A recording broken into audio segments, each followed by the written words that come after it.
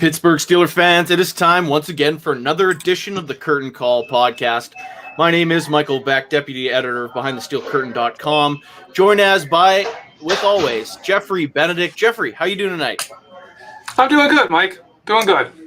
Perfect. And as always, as we are leading up to the draft, we bring you a special guest. And tonight, from Maize n Brew, that is the Michigan Wolverines SB Nation blog, Trevor Woods. Trevor, how are you? Hey, I'm doing great. Glad to be on. Talk about Steelers and Michigan. I'm happy, man. Football in April. Let's do it. Yeah, gotta love it. Gotta love it. But I guess just kicking things off right at the top, Trevor, kind of the one of the big prospects that the Steelers obviously are kind of eyeing up on is tackle Jalen Mayfield. Now, Mayfield didn't have the best pro day in the world. Do you think that has kind of affected his stock? Is he still even a first-round pick? Oh, I definitely think he's still a first-round pick. Pro days, and the combine on a regular year, sometimes they can be over-evaluated, and sometimes a team will have their mind set and don't even meet with a guy, right? We know that happens too. So I think he's kind of in the same range as he was. The question is he going to be able to slip to the Steelers? I think that's more the question right now. The Steelers, what are you, the 23rd pick? 24th. 24th. Okay, so the 24th pick. We had a mock simulation last month. Granted, this was before the pro day. Maize n Brew had him going number 14th overall to the Minnesota Vikings. So I definitely think, though, he could slip to the Steelers. He's right in that range, in my opinion, from 14 to late round 1, and heck, maybe early round 2. You know how things go, but I don't see him slipping further than that. He does seem to have a decent bit of variance in different mock drafts of where people think he's going to go. How much do you think the Michigan season in 2020 is going to hurt Jalen Mayfield with that, just the level of uncertainty and how little they played and how many players were in and out, and also how poorly the team did in this 2020 season? How much do you think that's going to hurt this draft class and Jalen Mayfield specifically? Jalen Mayfield specifically, I'm glad you added that at the end. I would say Mayfield specifically, him and Kwity Paye, those two defensive end, Kwity Paye, I don't think this season Michigan had is going to hurt them as much. If you look at a lot of Mayfield's film, it's still good film despite a lackluster performance from the team as a whole. I liken sometimes some film you see of recruits to a reliever in baseball, to where, okay, this team is garbage, the baseball team, but the relievers haven't one heck of a season. So sometimes I try to correlate that with certain prospects. Now, on the other hand, some other players on Michigan, which we'll get into, like McGrone, for example, a linebacker. He was supposed to be the next Devin Bush, which you guys know all about, but he was not the next Devin Bush. Hustle, a bad defense, and some other things. For a guy like him in particular and some others, your point is very much true and correct that the Michigan season was a detriment to their stock. Now, one of the things that's kind of been growing, I guess, across some analysts when it comes to the NFL draft is the potential that Jalen Mayfield might not even play tackle at the next level and could slip inside to guard. Are you buying that at all? Is he someone that needs to be on the edge, or could you see him playing in the interior on that offensive line? I could see him playing either. I mean, the guy's 6'5", he's 326 pounds, but he's a bit agile too, to where he doesn't have to be some boat anchor on the outside. I definitely think he has versatility position-wise, to where he can be moved around. It just all boils down to whoever drafts him, how they view him, and what they'd like to do with him. So I definitely like the versatility, and also I think that's a reason why I don't see him slipping out of the first round. With Mayfield, even though he didn't play much in 2020, can you tell us a bit about what he faced in 2019? Because I I have to tell you, I'm a Michigan guy. I was born in Michigan, and the 2019 season that Jalen Mayfield had as a first-year starter was absolutely incredible. I wonder if you just tell us a little bit about that, because I don't know if people realize he's only had 15 starts. He's going to turn 21 after the draft, and he has already faced guys who are starting in the NFL a lot. Yeah, a lot of them. Exactly. And that's another thing about Mayfield, to where he did a little bit of battle with Chase Young even. Ohio State's Chase Young. He acclimated himself well with good Big Ten defenses. If Big Ten's known for anything, it's known for their gritty, hard-nosed football, and sometimes that can be boring. But if you like battles in the trenches, they have something for you. So, yeah, that's cool. You're a Michigan guy. And Mayfield, going into the 2019 season, like most Michigan players, there's so much hype surrounding them, so much praise. And then sometimes it's unfair to them or unwarranted, and, expectations don't meet reality. But with Mayfield, man, as you said, look at him now. He's still very young, and he was very young then. And even in interviews, how he carried himself off the field, you could tell he's a very smart player, understands the X's and O's of the game, and then he has that physicality. And as just a 19-year-old, how strong and tough he was.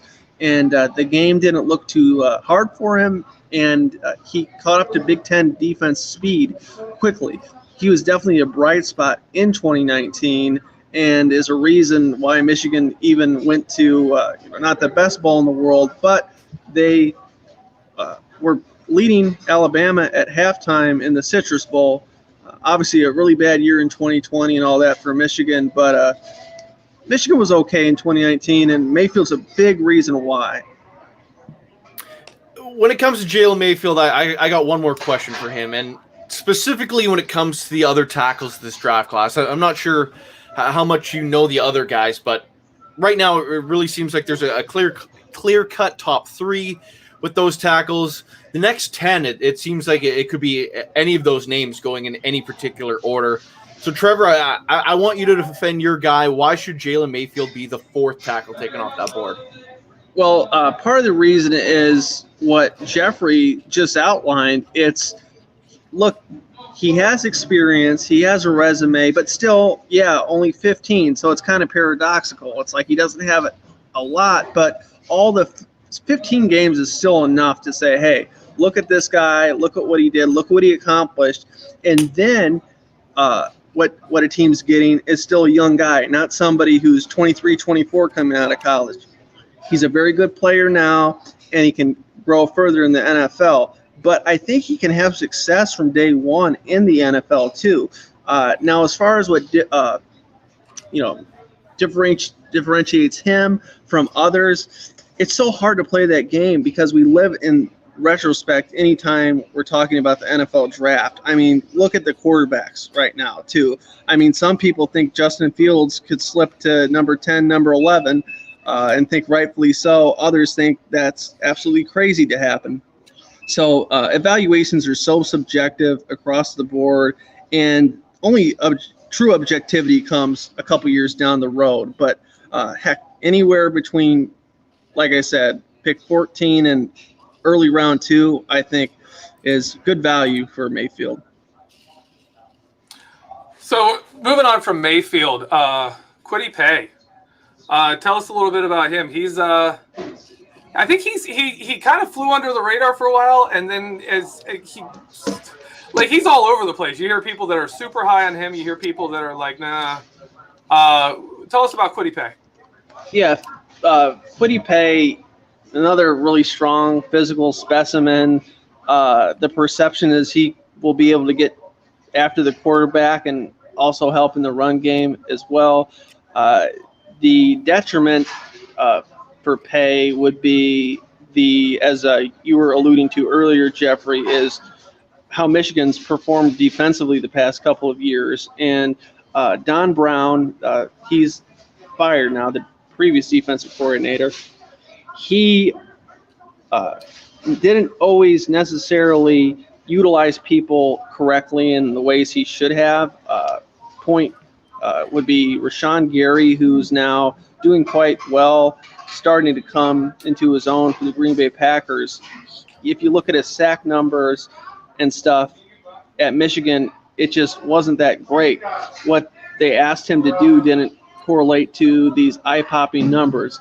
I would say the same thing about Pay in that regard. Actually, Todd McShay thinks he's going to be the first or second edge rusher off the board. Definitely, Kwity Paye's a quick guy. Definitely has some quickness for his size. And McShay echoes what I said, or I echo what Shea says. McShay says he said he didn't think Paye was utilized properly. He's a high motor guy. He loves football. He's the type of guy who gets drafted in the first 10 or so picks. With Kwity Paye as well, is he someone that is more of a hand in the dirt, straight edge rusher for a 40-base defense, or is he someone that can do it all and be an outside linebacker and cover guys if that's needed from him? Yeah, that's a good question. There's nothing, and once again, it's how he was utilized in the film available to dissect, but at the moment, I would consider him highly raw as far as, becoming some outside linebacker. But at the same time, at 6'3", 261, you'd sure like for him to drop into some certain types of zone coverage, at least be a hybrid. I mean, that's where the NFL is trending across the board defensively, is you need hybrids. So his 40-yard dash was very impressive at his pro day. There is absolutely no disputing that. A 4.54 40-yard dash. So, and obviously very strong as well, 36 bench reps. So I do think that he can transition from a hand in the dirt to a stand-up outside linebacker. But as far as the coverage, that's my concern. Is now you're going to ask the guy to do something he's never done before.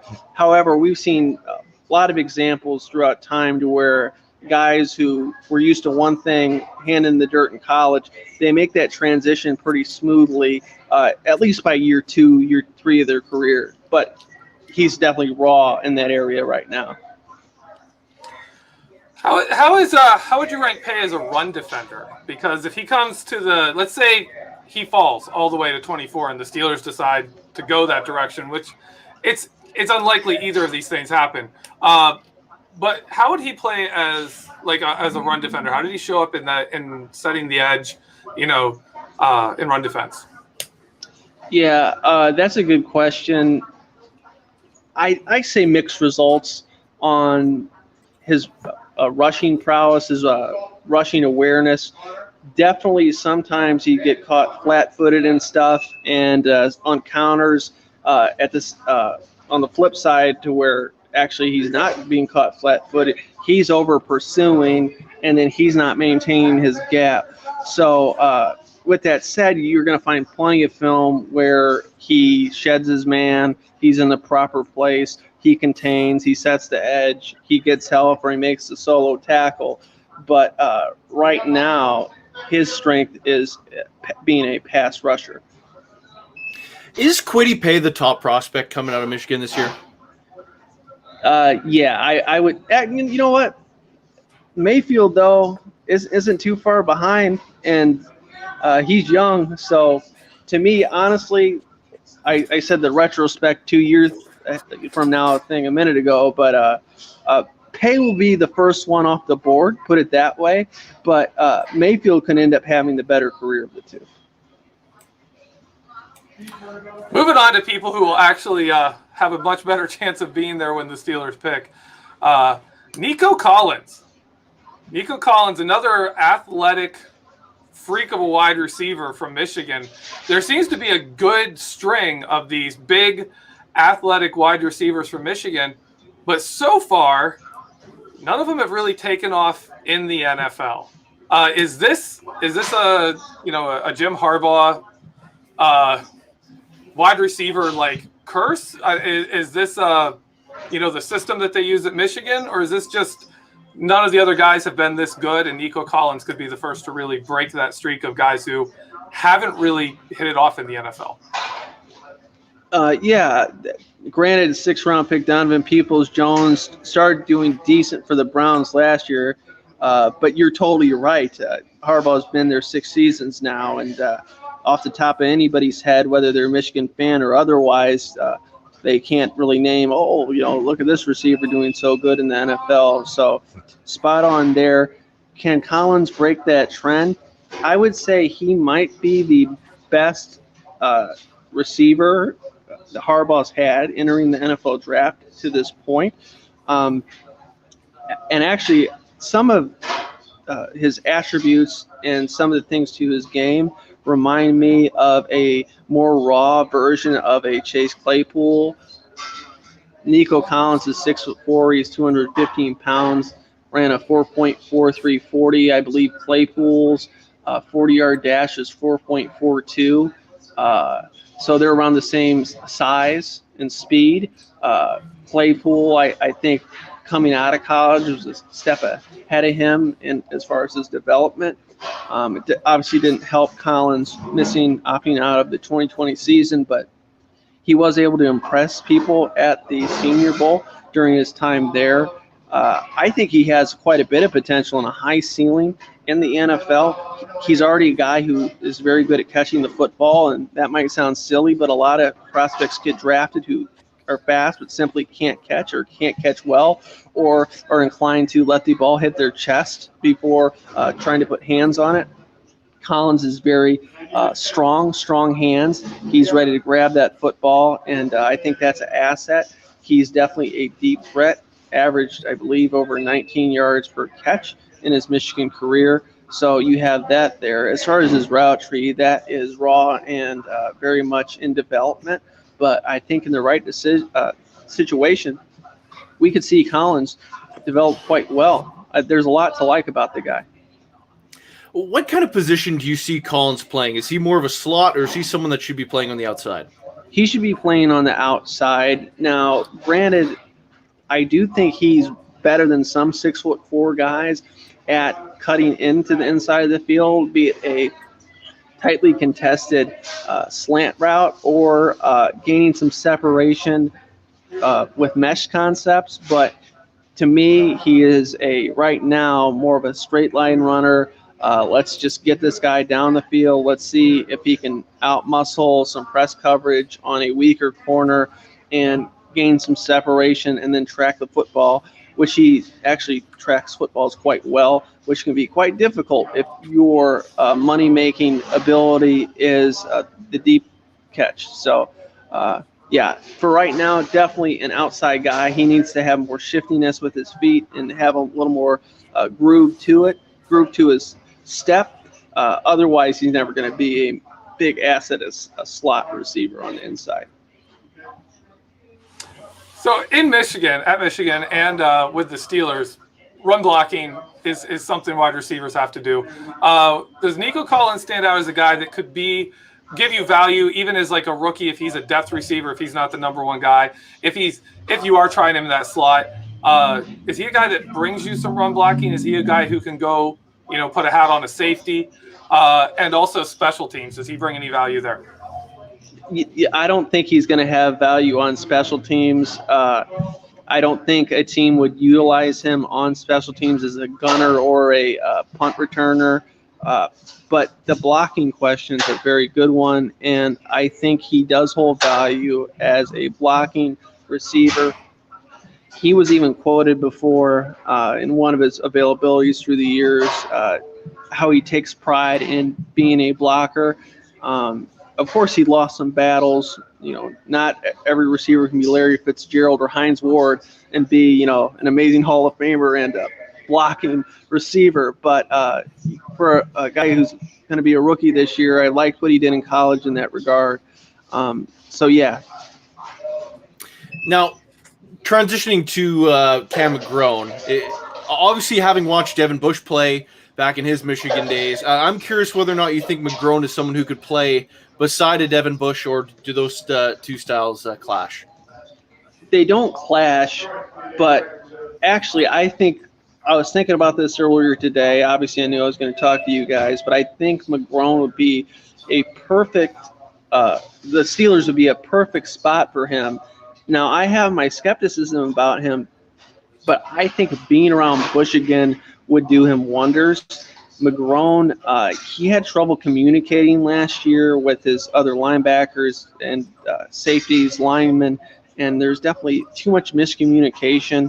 And then there were times where the season before, great sideline to sideline lateral ability, getting to the ball carriers, snuffing out runs, and definitely lost hitch in his step, whether it was mental, whether it was a combination of mental and physical.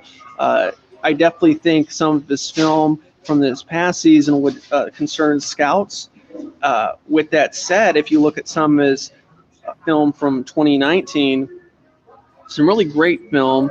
Definitely a guy can even get in the backfield and get to the quarterback on some different blitz packages. So I think a team like the Steelers, maybe not the Steelers, but who has some other young, energetic linebackers he can learn from and that he can try to embody and mimic would do him wonders. Or Cameron McGrone, do you think he's a guy who's going to thrive in more of a coverage role where he is dropping back covering people, or is he a guy you want to kind of set free and let him attack the offense and try and get those tackles if we're lost, make the splash plays? What kind of linebacker is he better suited to play? Yeah, Jeffrey, you said you're a Michigan guy, right? I know, I'm setting you up for this. No, I'm setting you up too. But think about all the times that Michigan linebackers were asked to play man coverage, and all the times Ohio State and others just dashed them and gashed them with linebackers that it couldn't cover. Now, McGrone sometimes could cover okay, but when it mattered most, oh my God, people would burn him. So I think for the time being, and once again, he could develop into a better coverage linebacker, but that's definitely to be determined. He definitely was better in run support, better, just like you said, when he's able to just attack and have some free roam. And I wouldn't, until proven otherwise, I'm not going to tell you any Michigan linebacker can cover well. I just want to throw in a little add-on to that. Steeler fans know Devin Bush has become an incredible coverage linebacker. He started off, He had some serious flaws. Even his rookie year, you could see it. His first couple of games, teams were attacking him with tight ends. And then he got one interception, and they were like, all right, we better stay away from Devin Bush. And last year, he was doing stuff on film that most linebackers can't do. Yeah. So there's that potential to develop into it. Yeah. No, and I got to add on, I absolutely love Devin Bush. Definitely one of my favorite Michigan players to cover. Just so much heart. Was definitely disappointed he went down last year. But Devin Bush, I have to clarify, is the exception to what I just said. The guy can cover. He's an absolute baller. Do you think him and Cameron McGrone would be a good pairing in a system where McGrone is taking on more of the in a 3-4 system, what you call the buck linebacker role, where you are adding on in run plays and often taking out blockers, taking on tight ends, kind of filling in for the fact that you don't have a fourth defensive lineman up there, while Devin Bush plays, behind him. Would that be an ideal role? Because that's one that interests me. Yeah, now that's another one to where you see some film of McGrone that he is able to slip in somehow between a couple linemen, find that crease and get to the ball carrier. But then there's plenty of film of McGrone is just getting absolutely thrown around by some physical linemen, whether it's, Wisconsin, Ohio State. So he needs to get stronger in that regard. And what makes him good, what makes him succeed when he does well in that role is his aggressiveness, his quick twitch, his ability to diagnose quickly. And so much of the game of football is mental. And Cameron McGrone, to me, is a very mental player. And when we've seen him really engage and into it, the guy can be lights out. But then there are other times where he doesn't seem as engaged. He loses that millisecond to where then he's a little too slow, and then he's getting thrown around by guys that are stronger than him. So when guys are always stronger than you, you gotta, you have to know how to use your leverage. You have to know how to be shifty. So I definitely think, like I said, to start the McGrone conversation off, is being around a guy like Bush, I really think would be perfect. But it'll be funny a few weeks from now if that actually comes to fruition. 1 out of 32 chance. You're absolutely right. Now, transitioning outside to the corner spot, I'm curious on Ambry Thomas. Is he someone that can play a physical slot type role, or is he someone that should be playing on the outside? I think right now probably should stick to the slot. The guy has so much heart. I think he had a rare condition called colitis. Don't quote me on that completely. Everybody go Google it. But he had a really bad condition, and he battled back from that and just had an absolutely incredible season in 2019. Jim Harbaugh loved the guy. There was actually one time where it was Michigan win. I forget what game, but Harbaugh brought him with him to the press conference, and Thomas just sat next to him the entire time. That's the type of guy Thomas is off the field, which translates to what he does on the field. He's just a gamer. He loves football. Not the biggest guy in the whole world, but he plays bigger than what he is. With that said, I definitely would like to see him in a nickel-type role. I think he'd absolutely thrive in it. But I think he could play everywhere. There's a lot of, undersized or not exactly strong in stature cornerbacks who play on the outside, but yet can, know how to tackle well. They use their shoulder. They fly in like torpedoes. And Thomas' love for the game and his willingness to do whatever it takes for his teammates, I think will ultimately have him playing wherever on the field. I just want to back you up. You are correct. He had it was colitis he had to deal with. Thomas, like you said, seems like a guy that would start him in the slot, give him some time to adjust to the NFL, then move him outside if it works out. Where do you see him fall in the draft for value-wise? Like where would you rank him among quarterbacks in the draft?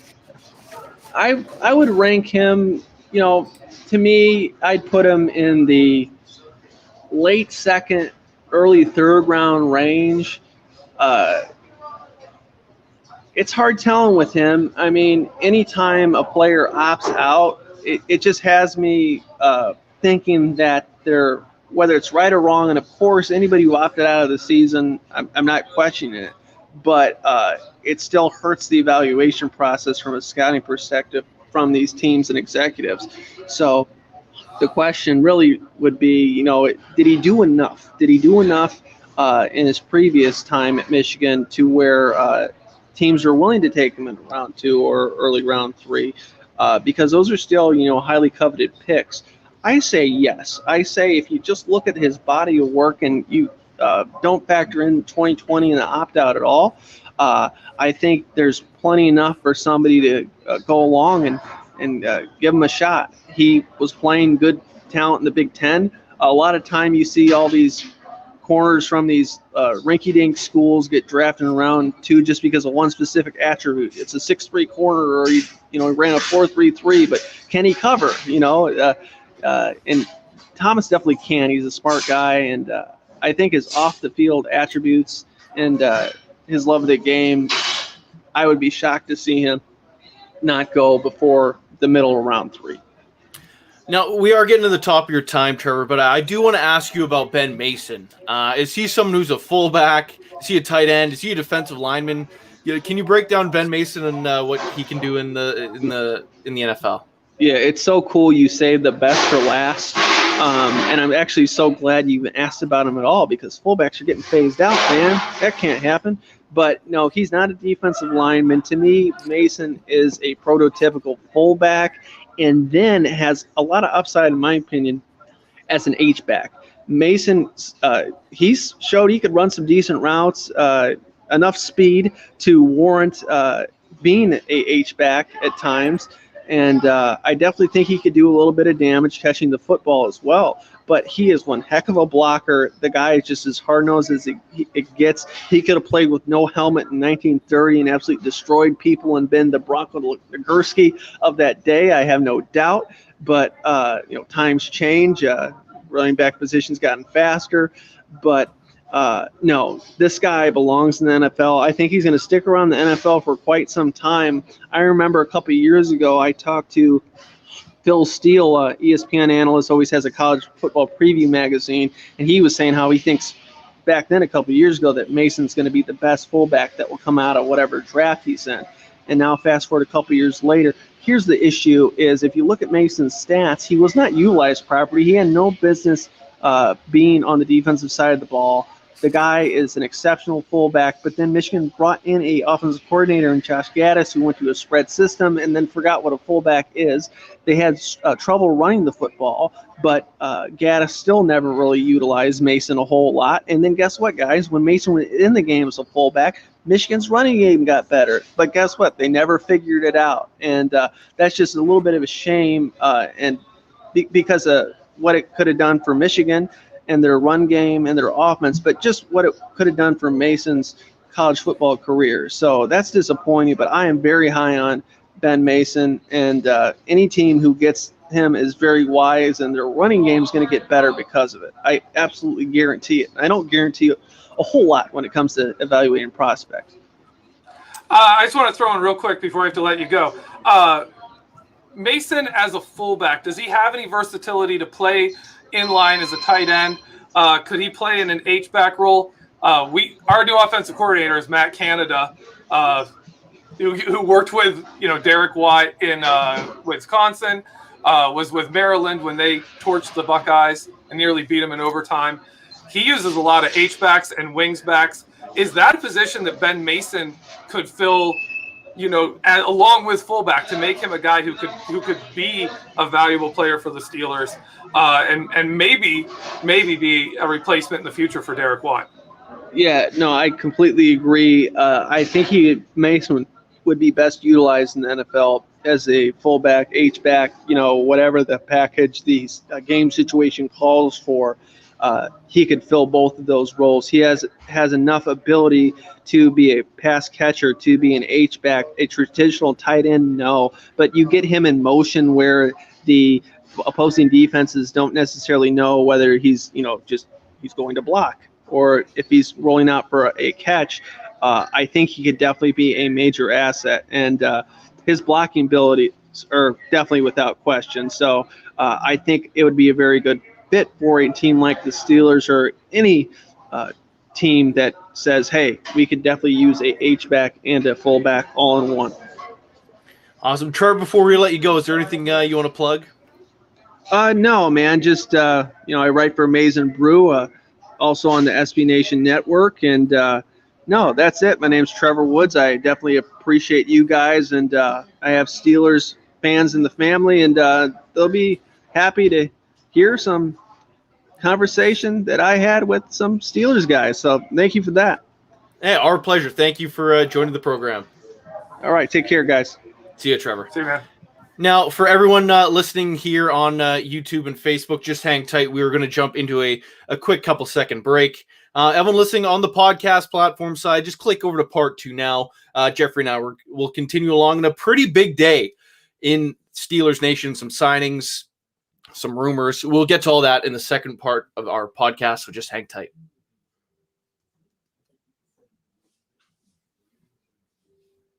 Pittsburgh Steelers fans, it is time for the second half of the Curtain Call podcast. Once again, my name is Michael Beck, joined as always with Geoffrey Benedict. Geoffrey, how are you doing tonight? We're talking about Michigan prospects, kind of in your wheelhouse. How are you feeling about everything?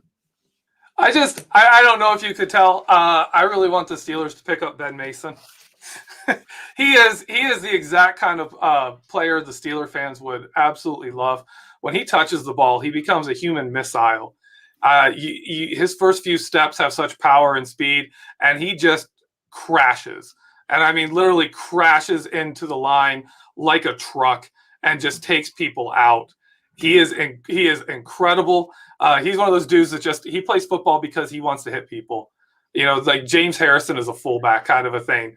We took Roosevelt Nix and turned him into a fullback, but he wasn't the same. This guy is the dude who just wants to hit people as hard as he possibly can and like take their soul. He is that kind of a player. And I would love him on the Steelers. I would absolutely love him. He's also a fantastic special teams player.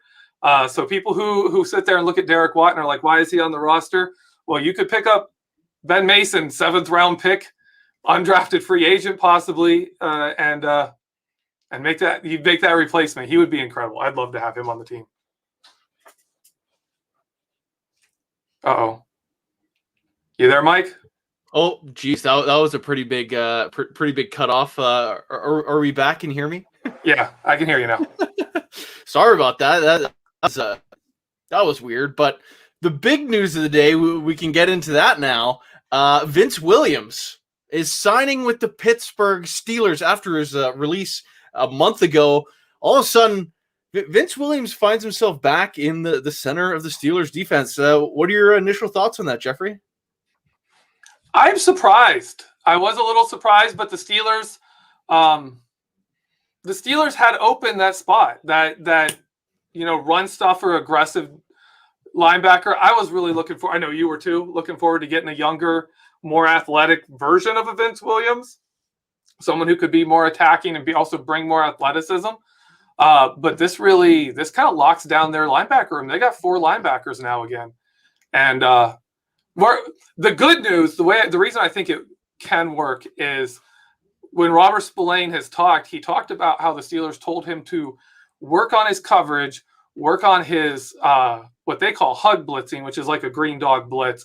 When you're in man and your guy stays in blocks, you turn into a blitzer to keep the numbers advantage for the blitz, which is where he was good last year. And that's nickel. That's nickel defense skill set, not base package skill set. So the way the Steelers are set up now, it looks like you're going to have Devin Bush on the field every play. In 3-4 looks, you put in Vince Williams. In nickel looks, you put in Robert Spillane. So we may not see a linebacker coming to Pittsburgh this year. Now, something I see the live chat talking about, but I also want to ask you on this. Devin Bush, typically he would cover for Mike Hilton or Vince Williams, and it's something you talked about in prior episodes. And something we kind of discussed that if they brought someone in that was a little bit more athletic, Devin Bush could be a little more free to do his thing. Now that Vince Williams is coming back and Devin Bush has to continue to kind of cover him in his weaknesses in that coverage game, do you think that might take away from Devin Bush having a breakout year of sorts in 2021, or is this just business as usual? I think if you just look at stats, that would impact Devin Bush. But on film, I said it before, 2020 was such a better season than 2019 for Devin Bush. He was such a better player, even though his stats absolutely vanished. Like they just dropped off a cliff, but he was a better player and the defense was better for it.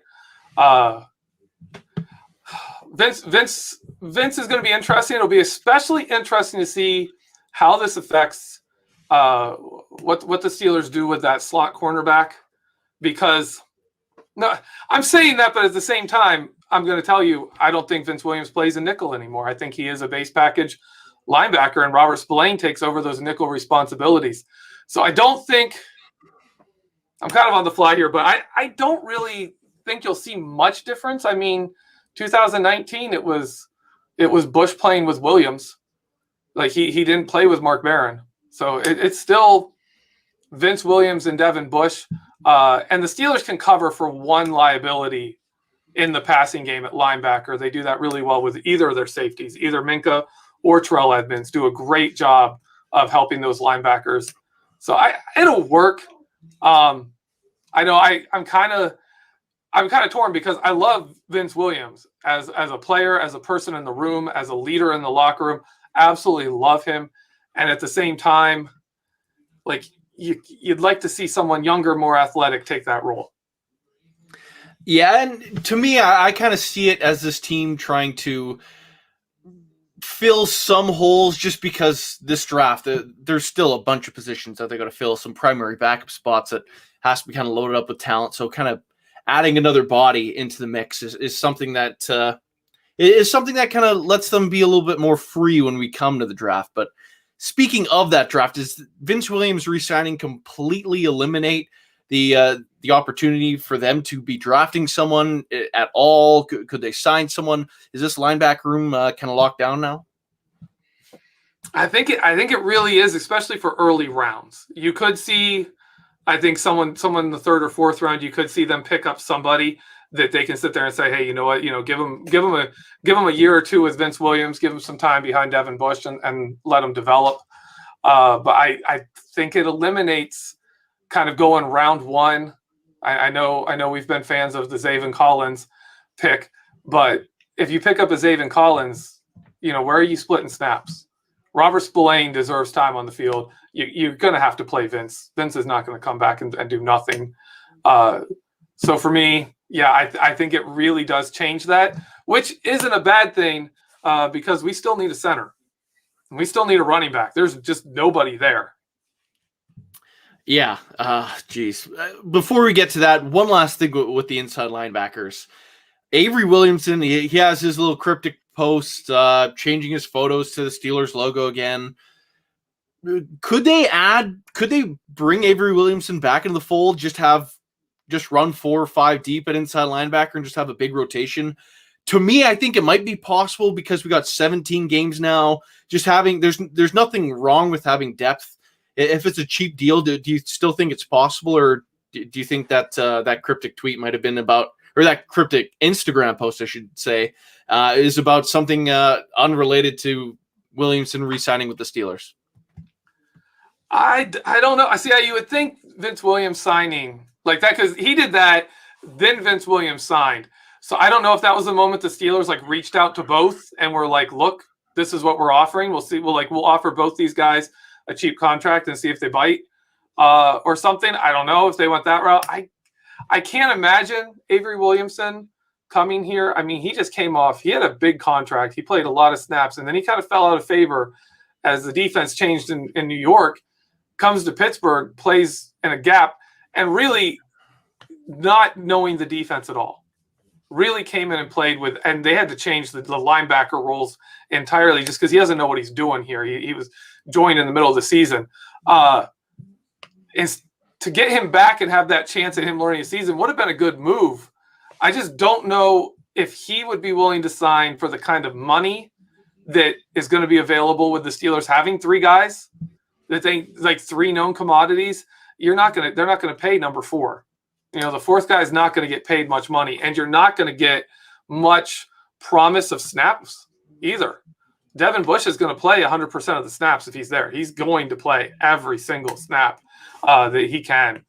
So I don't see Avery Williamson making sense. I don't see it making sense for Avery Williamson to sign here unless there really is just no market at all, and he's willing to sign a veteran minimum deal. And perhaps that might be exactly what it comes down to. But I guess the other news of today, and kind of completely overshadowed by Vince Williams signing, Josh Dobbs, quarterback, is back for year number 5 with the Pittsburgh Steelers. What do you think of the re-edition of Josh Dobbs with the black and gold? I like it. I think it really, for people who want a quarterback, probably not the best news. I think it's more than anything a vote of confidence in the guys they have.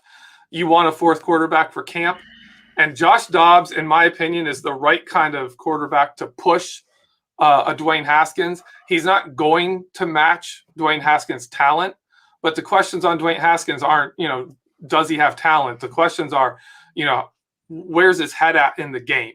What's his analysis level? What's he like in the locker room? You're talking leadership, and you're talking, the love of the game, sitting in the film room, watching the film, breaking stuff down, understanding the offense, all these things. Those are Josh Dobbs' strengths.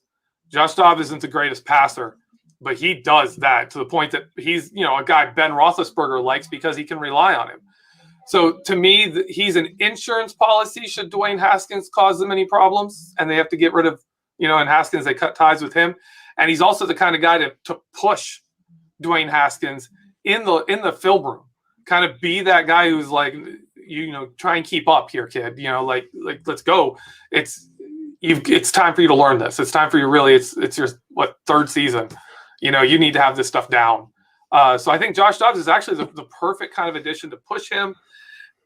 And honestly, if he sticks around, he's someone Ben likes having around. That's not a bad thing. Yeah, right now that's Ben's number 2 amigo on that team. He doesn't go to anyone before he stops and talks with Josh Dobbs on the sideline, regardless of him having a helmet. So that is something to keep an eye on. I think Ben does pull a decent amount of weight in that room. But like, if Dwayne Haskins shines, he shows off his big arm and what he was able to do in college. I don't think they could deny him a spot. But when it comes to this quarterback position in general, and of course the draft is 2 weeks or a week tomorrow. Is that right? 2 weeks tomorrow? I think it's 2 weeks tomorrow. That makes more sense. But with Dobbs being signed, does that mean the Steelers are unlikely to take or even add any quarterback at all when it comes to the draft, undrafted free agency? I think so. I really think it does. But that's based on my opinion that the Steelers are all in on Ben Roethlisberger, and that secondarily they really like Mason Rudolph, which we hear from the team. We hear from insiders from the team. If they're set with those two, Dwayne Haskins was their number 3. I think Dobbs is either that insurance policy against Haskins, or he's just there to push him and be the number 4 camp guy. The only way I could see the Steelers drafting a quarterback is if they have already soured on Dwayne Haskins. If they've already seen something and they say, whoa, you know what, this guy isn't going to be a guy we want to keep around. If it's that kind of a situation, then I could definitely see them drafting a quarterback and then cutting ties with Dwayne Haskins. But they're not going to enter camps and off-season activities with 5 quarterbacks. And it should also be mentioned that Dwayne Haskins does have practice squad eligibility. Of course, he could be scooped up by any team if he's placed on the practice squad, but any team could have scooped him up before he signed that minimal deal with the Steelers. So, of course, that's something else to watch. It might be a little bit easier to cut him and just have all the guys in the locker room carried over to the season. The other news of the week since we last chatted, Geoffrey, James Conner became an Arizona Cardinal. Of course, the Steelers' running game is something this organization's talked about improving, and a few different options, of course. And Art Rooney II, of course, said that this team isn't going to finish 32nd in the league when it comes to running the ball ever again. James Conner is gone. What are your initial reactions on that? And is this kind of telling that the Steelers weren't willing to bring him back on such a cheap 1-year deal? First, I will cover from Connor's side. I actually think Arizona is a great place for him to end up. They've got a running quarterback. They've got, obviously a great receiver, one of the top in the league outside in DeAndre Hopkins. That's an offense that offers similar kind of threat in different areas, like the 2018 Steelers did, where teams wanted to defend each play knowing Conner wasn't the guy you really had to worry about. You had to worry about Antonio Brown. Then you had to worry about Juju Smith-Schuster. You had a quarterback back there who could throw to the tight ends. Like, defending the run wasn't something you could easily do. You couldn't just load the box with players and defend the run like they could in 2019. And then they started doing kind of a little bit more in 2020. So it's a great place for Conner. When he has a little more space, he's great. When he is not a high traffic runner guy. He's not a guy who runs through congested run lanes and finds his way. He is a guy who likes to make big, sharp jump cuts in open space and evade guys. And that's where he is at his best, and that's where he gets his long runs that make his negatives that he takes when he's jumping around the backfield and gets tackled for a loss. It evens out over the game. When he's in a congested runs, those negative runs are more hurtful, and he doesn't get the longer runs. So it's a great fit for James Conner. It is a fabulous place for him to go, and I could really see him rejuvenate his career a bit there. For the Steelers side, I think it says a lot. I mean, the Steelers loved James Conner. Like, everything they said, locker room, all the players in the locker room, all the coaches, everyone loved James Conner, the person. But they didn't want James Conner, the football player. They wanted it all. Like that's incredible to me. Someone mentioned in the live chat that about James Saxon being there now. This could have been foretold. This could have been an Eddie Faulkner thing. Eddie Faulkner is just not that kind of running back. He's not looking for that kind of back.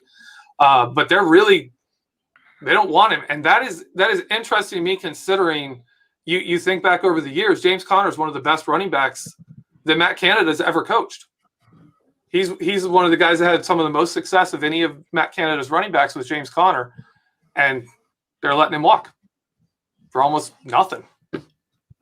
Yeah, I think that definitely speaks volumes. And really, to me, all these kind of moves are kind of leading into the draft. I think something we're probably pretty likely to hear Roger Goodell walking up to the podium and going, with the 24th pick, the Pittsburgh Steelers select running back. ...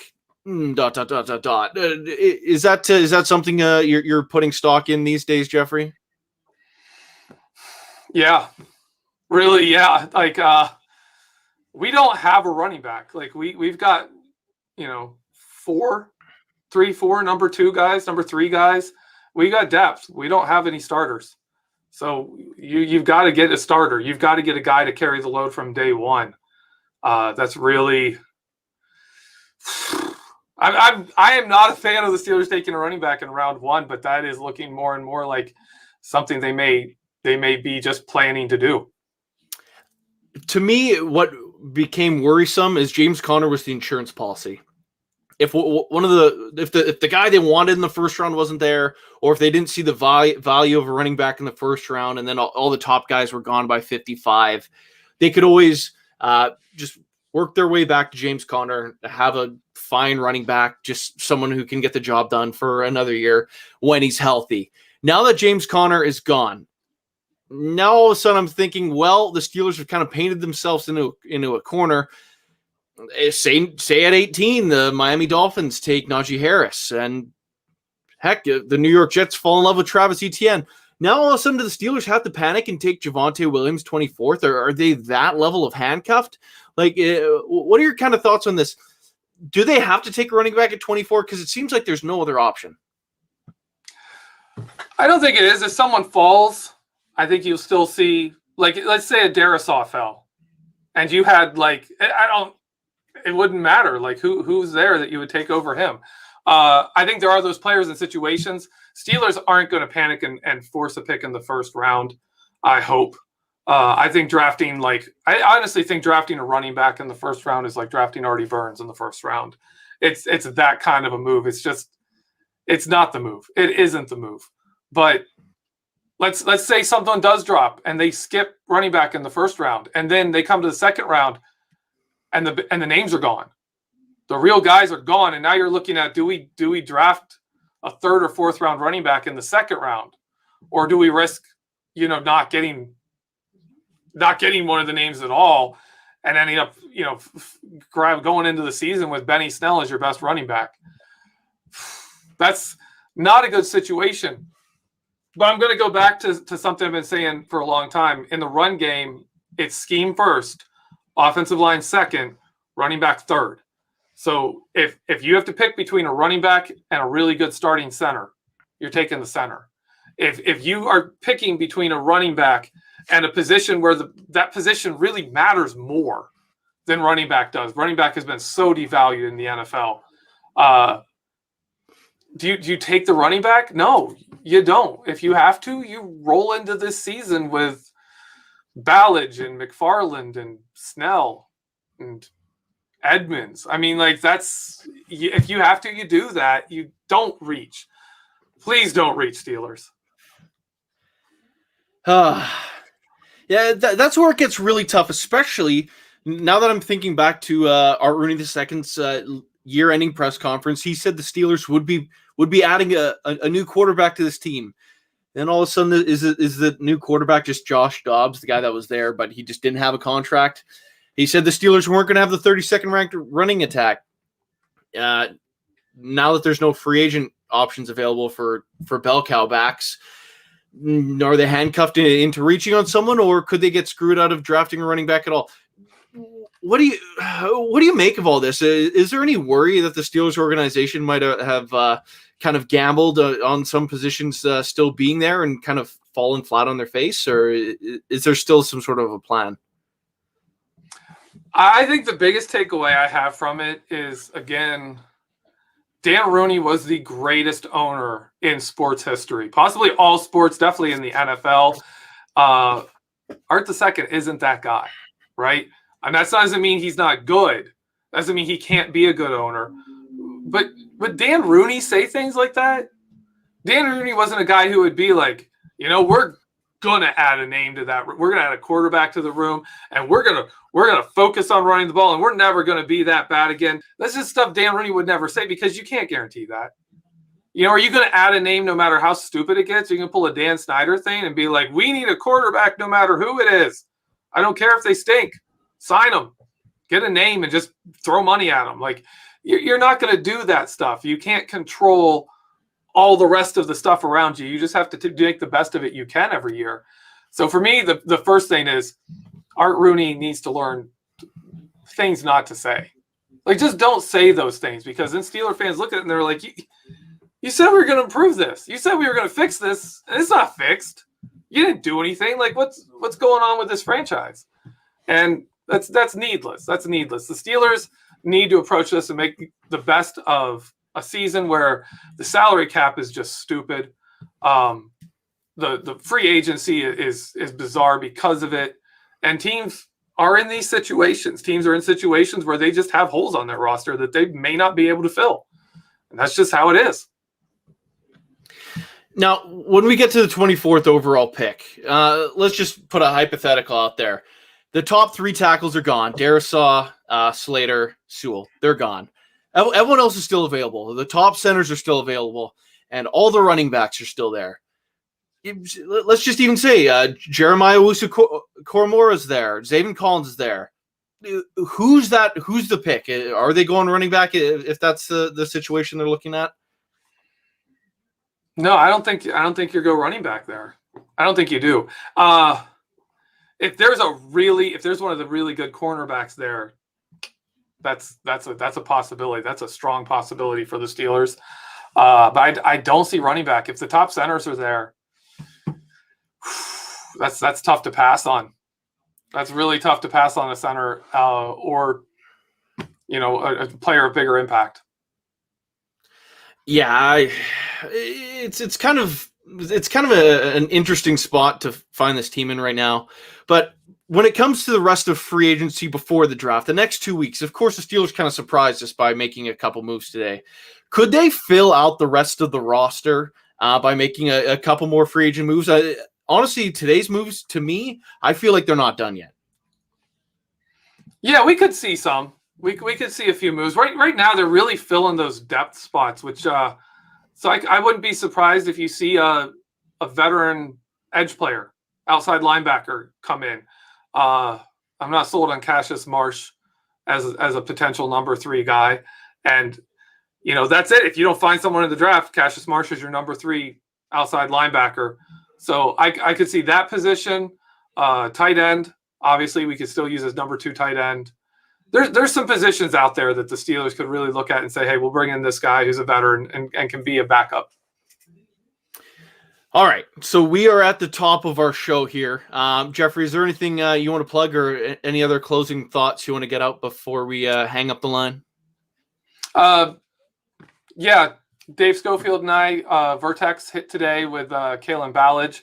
If you want to find out more about him, he's going to be he's a guy. He's another guy. And we cover what he brings to the team, what kind of skill set he brings.